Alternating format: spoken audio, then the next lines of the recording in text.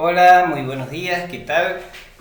Hoy estamos ante la presentación de un nuevo PowerPoint para completar lo que es el metabolismo fosfocálcico.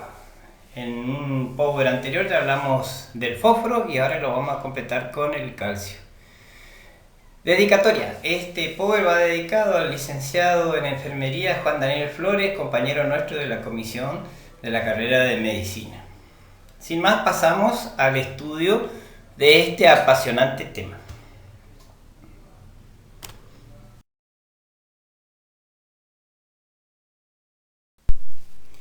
Con relación a las generalidades del calcio, lo primero que tenemos que decir es que es un elemento de la tabla periódica que está ubicada en el periodo 4, grupo 2. Es un metal alcalino térreo.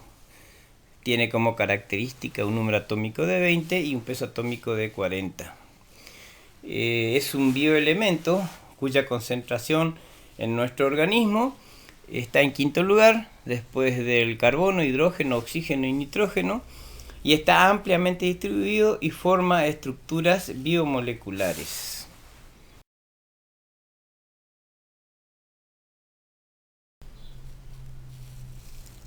Teniendo en cuenta las funciones que el calcio realiza dentro de nuestro organismo, que ya les anticipo que son múltiples y variadas, vamos a iniciar el estudio de cada una.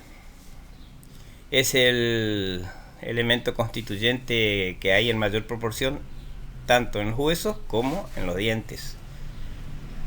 Además participa activamente en el sistema de la coagulación sanguínea, permite la contracción muscular de las células musculares esqueléticas, lisas y cardíacas, y además permite la formación y conducción del impulso nervioso en las neuronas. También actúa en la secreción hormonal. Es un cofactor que permite la activación de ciertas enzimas en el metabolismo de nuestro cuerpo. Su presencia facilita la absorción de vitamina B12 a nivel intestinal. Y en relación a las membranas celulares, su presencia permite un aumento de la permeabilidad de ciertas sustancias a través de las membranas celulares, especialmente el oxígeno y los nutrientes que ingresan al interior de la célula, que luego van a ser ocupadas en el metabolismo intracelular. Como ustedes pueden observar y ver, es variada las funciones que tiene el calcio dentro de nuestro organismo.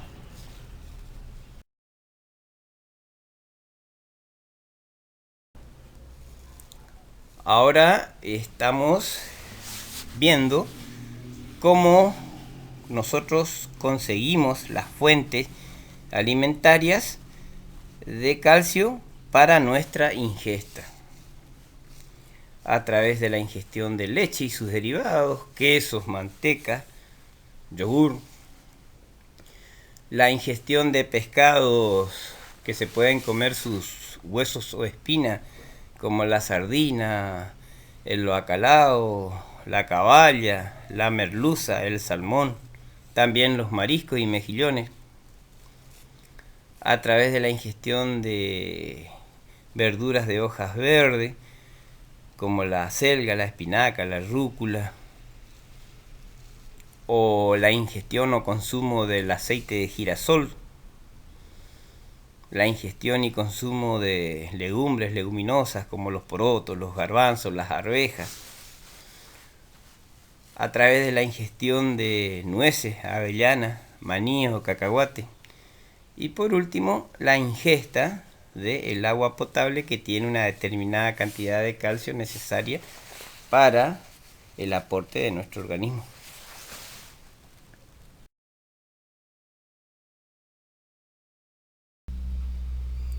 Dentro de nuestro organismo hay una amplia distribución del calcio, y tenemos aproximadamente una concentración de unos 1000 gramos, los cuales van a estar distribuidos de la siguiente manera: un 98,9% en el interior de los huesos, un 1% dentro del líquido intracelular, es decir, en el interior de la célula, un 0,1% en el líquido extracelular, en sus tres espacios: el intersticial, el compartimento vascular y el compartimento transcelular, Y los mecanismos de regulación hormonal de nuestro cuerpo van a ir dirigidos a la concentración plasmática del líquido extracelular. Aquí tenemos un gráfico donde se puede observar los valores dichos anteriormente y se puede notar la diferencia de depósito que hay entre el hueso y el resto de los compartimentos.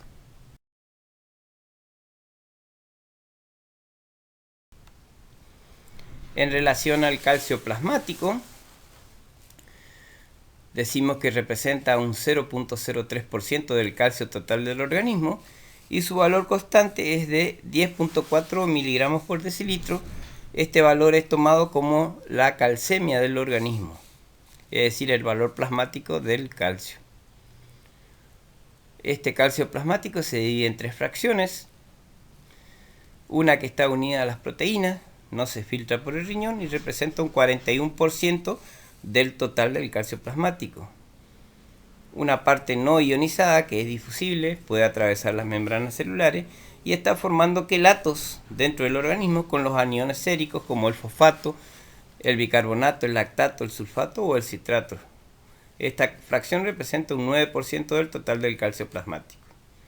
Y por último, el calcio ionizado, que es la forma fisiológicamente activa y es regulada homeostáticamente, y representa en un 50% aproximadamente el valor del calcio plasmático.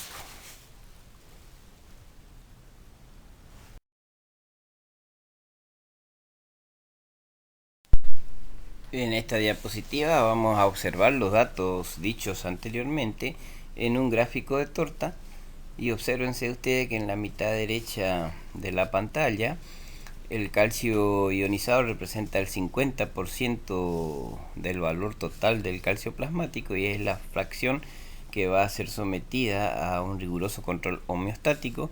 Del lado izquierdo de la pantalla observamos dos zonas. La celeste es el calcio unido a proteínas, albúminas, globulinas, las que circulan libremente por el plasma sanguíneo pero no son filtradas por el riñón. Representa un 41% del total del calcio plasmático. Y por último, en la parte rosada tenemos un 9% de esa fracción representada por el calcio que está unido a los aniones como el fosfato, el citrato, el bicarbonato. Y representa, como ya dije, el 9%.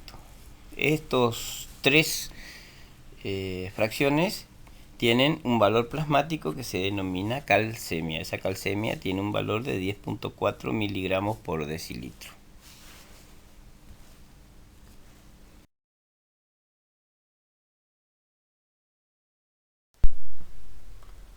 Calcio esquelético. Bueno, en relación al calcio esquelético, lo primero que vamos a hacer en esta filmina es mostrar un corte sagital de un hueso largo, el cual vamos a tomar como referencia para hablar del calcio esquelético. Decimos que el calcio esquelético está ubicado dentro del hueso y se distribuye en dos espacios. Un espacio no intercambiable, que es estable y localizado en la diáfisis de los huesos largos, aquí lo mostramos. Y en segundo lugar, un espacio intercambiable que se ubica en la epífisis de los huesos largos, ahí lo mostramos. Bien, este espacio intercambiable es el que moviliza el calcio para satisfacer las necesidades del crecimiento, del embarazo y de la lactancia, de acuerdo al requerimiento de cada uno de estos estados fisiológicos, ¿no es cierto?, que tenga el organismo.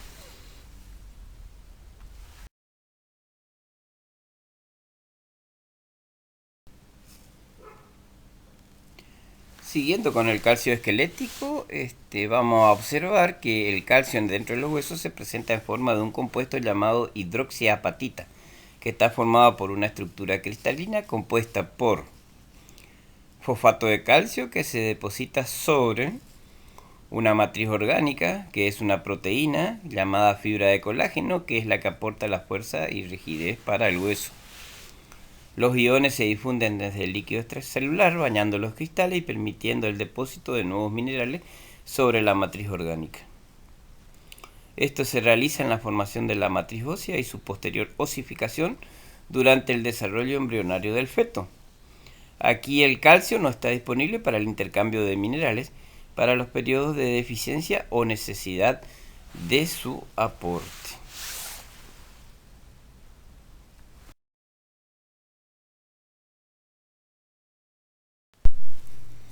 En esta filmina vamos a observar la estructura cristalina de la hidroxiapatita. Primero vemos la fórmula molecular de la misma en la parte superior de la filmina.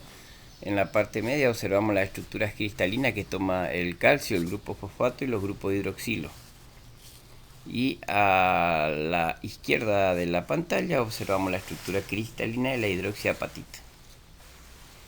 Esto es para que vean la forma en que se deposita el calcio en el espacio no intercambiable e intercambiable de los huesos largos del esqueleto óseo en nuestro organismo.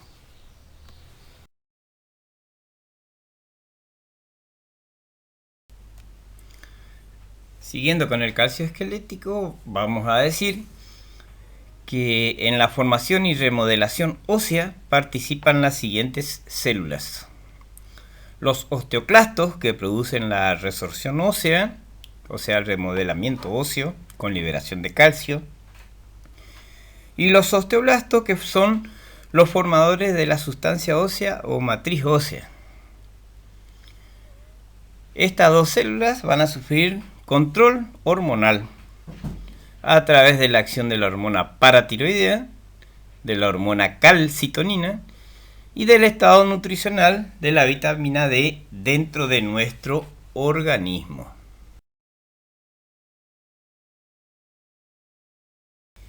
En esta filmina vamos a tratar de ilustrar el origen y la función de los osteoclastos y osteoblastos del hueso del organismo humano.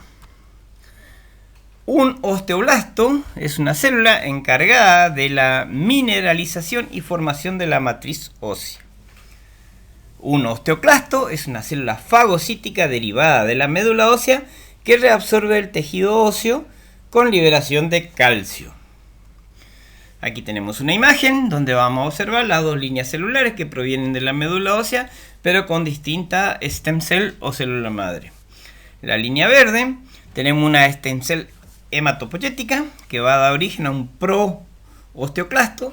Este proosteoclasto se va a diferenciar hacia la línea de los osteoclastos, que son células gigantes multinucleadas que pueden llegar a medir entre 50 a 200 micras de diámetro y contener unos 50 núcleos aproximadamente, los cuales secretan una sustancia ácida sobre la matriz ósea, produciendo la resorción ósea con liberación de calcio. En la línea celular de color lila tenemos una stem cell totipotencial de la médula ósea, la que se va a diferenciar a un proosteoblasto.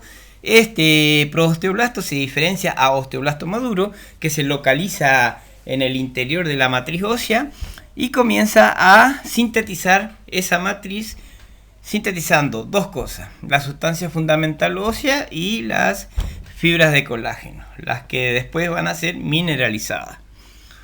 Así, de esta manera se establece la diferencia que hay entre ambas líneas celulares.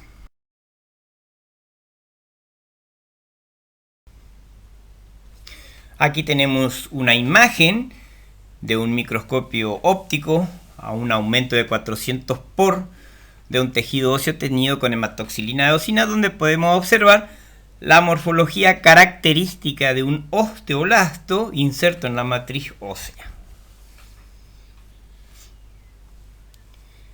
Aquí tenemos una imagen obtenida con microscopio electrónico de barrido de un osteoblasto sobre una superficie ósea.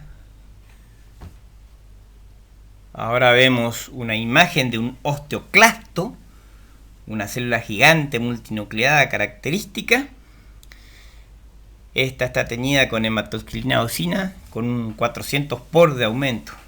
Obsérvese el volumen del osteoclasto en relación a las demás formas celulares que están en la imagen. Y por último vamos a ver una imagen con microscopio electrónico de barrido de las denominadas lagunas de Howship, en las cuales se encuentran los osteoblastos trabajando, haciendo su resorción ósea. En las lagunas de Howship se encuentra entre 1 a 5 osteoclastos, produciendo resorción ósea.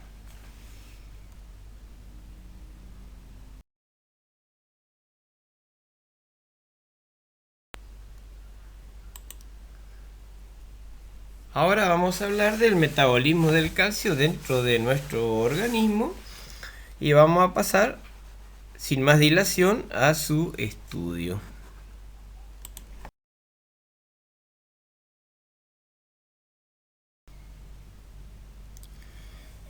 En relación al calcio decimos que el mismo ingresa en la ingesta, o sea con la dieta, por vía oral a través de la alimentación que nosotros realizamos en forma diaria. Se absorbe a nivel del intestino delgado en sus tres segmentos, en el duodeno, en el yeyuno y en el ileón. Los mecanismos de absorción. Las células epiteliales intestinales tienen dos mecanismos de absorción del calcio. Uno dependiente de la vitamina D, es necesaria la presencia de la vitamina D, es un transporte activo en contra de gradiente de concentración y se realiza a través de el interior del citoplasma de la célula, por lo tanto se denomina transporte transcelular. Y un segundo mecanismo no dependiente de la vitamina B, que es pasivo y se realiza a través de los espacios paracelulares de las células intestinales. La absorción se produce a nivel del ribete en cepillo, que es una adaptación que tiene la superficie apical de la célula intestinal. Para que el calcio sea absorbido libremente, es necesario que sea hidrosoluble, es decir, que esté relacionado con el agua. Hay factores que favorecen a la absorción. Dentro de ello tenemos la presencia de la vitamina D en su forma activa, que es la 1,25 dihidroxivitamina D o vitamina D3 o dihidroxicolecalciferol. El pH ácido del quilo intestinal y la presencia de lactosa, que es el azúcar de la leche.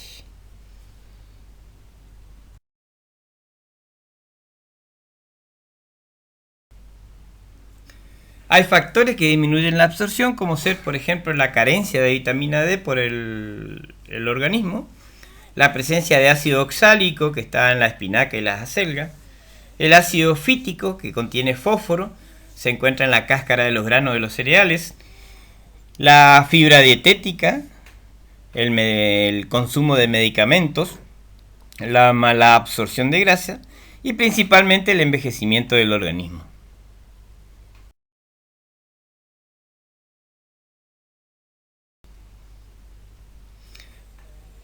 Esta fotografía nos representa la dieta diaria, por lo cual vamos a ingerir el calcio en nuestro organismo en un contenido aproximadamente de 1000 miligramos por día, el cual va a ser sumatoria con unos 250 miligramos por día que provienen de las secreciones del líquido extracelular, que son vertidas por la secreción salival, la secreción gástrica, la secreción intestinal, la secreción hepatobiliar y la secreción pancreática.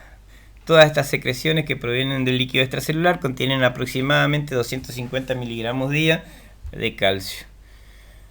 Se va a absorber a través del intestino y va a pasar al líquido extracelular aproximadamente unos 350 miligramos por día de calcio.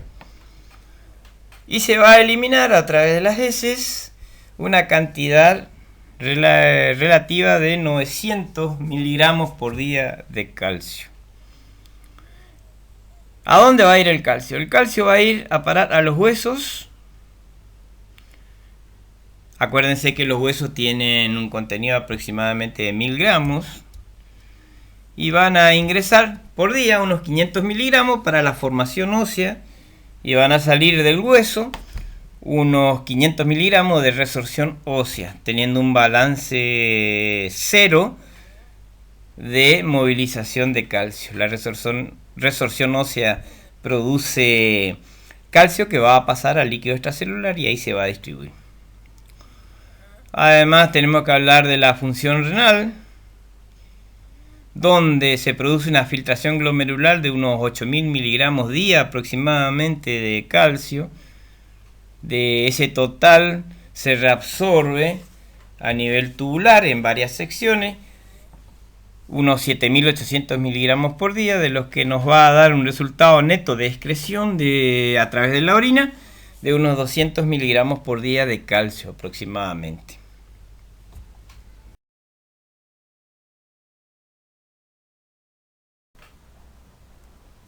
En relación a la excreción de calcio por parte de nuestro organismo, como ya vimos, se excreta en mayor proporción por las heces y en un poquito menos por la orina. Las cantidades son aproximadamente iguales.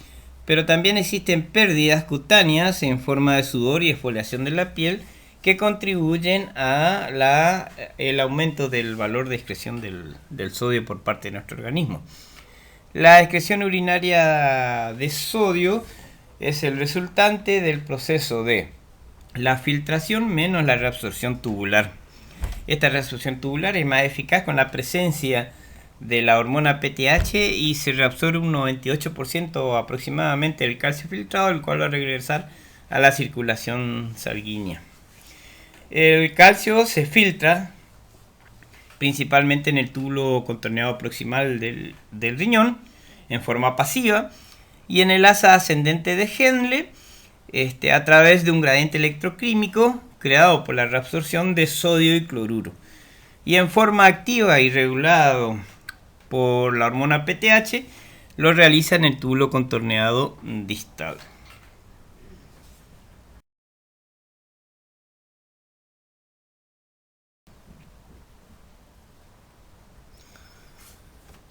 Bueno, vamos a hablar entonces de cada una de las hormonas que regulan el metabolismo del calcio.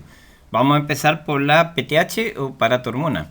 Es una hormona hipercalciante, que quiere decir que levanta el nivel de calcio del organismo, y está regulada su accionar por una forma de feedback negativo. Sus efectos más destacados son: estimula la reabsorción ósea, aumenta la reabsorción renal en el túbulo contorneado distal de calcio y disminuye la de fósforo.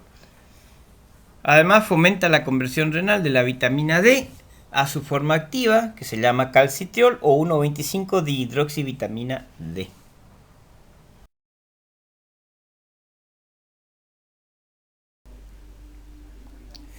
En relación a la hormona calcitonina, es una hormona hipocalcemiante, antagonista fisiológico de la paratormona.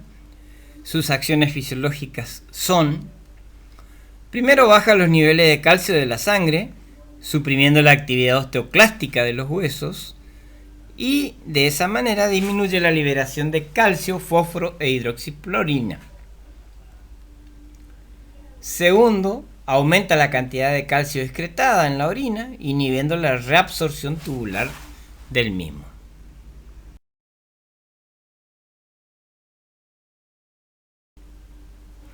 En relación a la regulación de la concentración de calcio en la sangre, actúan la tiroides y la paratiroides y el hueso, en dos situaciones clínicas netamente diferenciadas.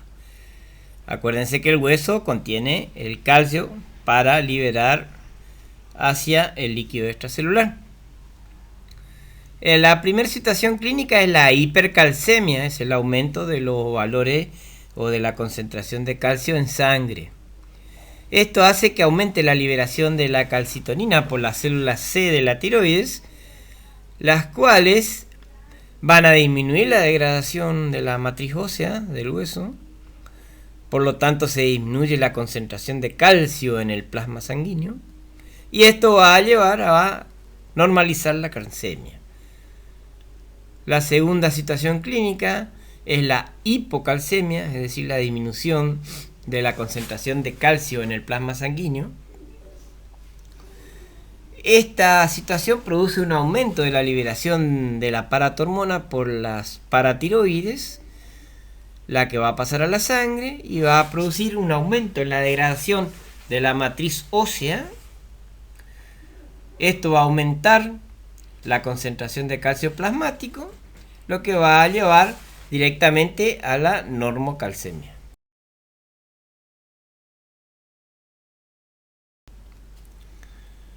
Y por último nos toca hablar de las patologías del calcio. Vamos a ver diversas situaciones clínicas en las cuales se producen variaciones de la concentración plasmática del calcio. La primera situación es la hipocalcemia. Acuérdense que la normocalcemia tenía un valor de 10.4 miligramos por decilitro a 8.5 miligramos por decilitro. Valores inferiores a este nos da un cuadro clínico de hipocalcemia, que es un trastorno hidroelectrolítico que ocurre cuando se disminuye la fracción del calcio ionizado. Acuérdense que el calcio ionizado era el que estaba libre en el plasma y podía ser regulado hormonalmente. Estos niveles bajos de calcio van a incrementar la permeabilidad de la membrana de la neurona a los iones sodio, provocando una despolarización progresiva que incrementa la posibilidad de potenciales de acción, observándose un aumento del nivel de las contracciones musculares.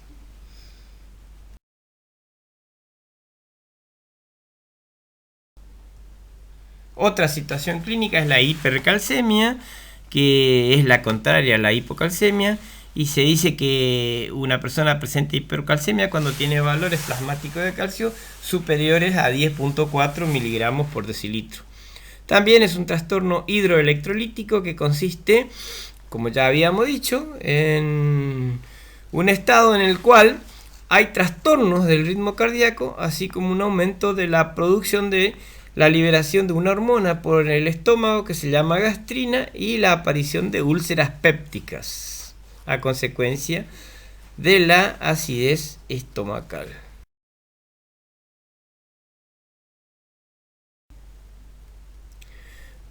Una enfermedad llamada osteoporosis es un trastorno metabólico en el cual la masa ósea se reduce, disminuye, sin cambio en su composición corporal, conduciendo a un riesgo incrementado para la presencia de fracturas ante la más mínima situación de tensión.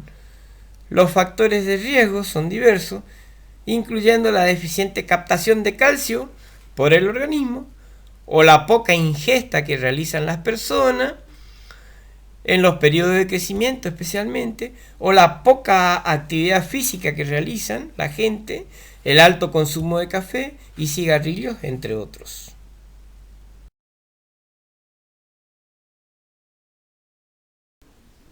En relación a la bibliografía consultada, el libro Jenneser de Histología, cuarta edición, el libro Gayton y Holt, Tratado de Fisiología Médica, duodécima edición, y el libro Best y Taylor, Base Fisiológica de la Práctica Médica, 14ª edición.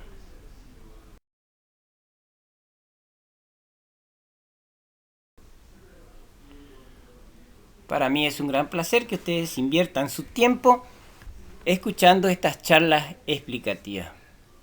Muchas gracias.